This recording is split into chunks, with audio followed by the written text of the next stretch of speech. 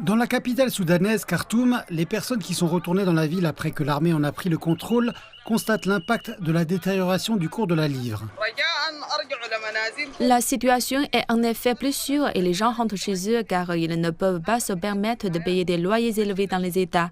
Mais la nourriture et les autres produits de base sont extrêmement chers et il n'y a pas de travail ici.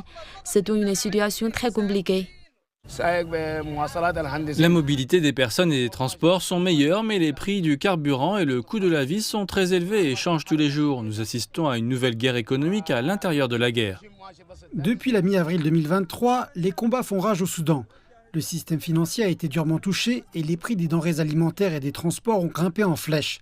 Selon un rapport de la Banque mondiale, l'économie soudanaise a perdu 60% de ses activités et de sa production en raison du conflit qui fait rage dans le pays. La guerre a également porté un coup aux exportations d'or du Soudan, principale source de devises étrangères.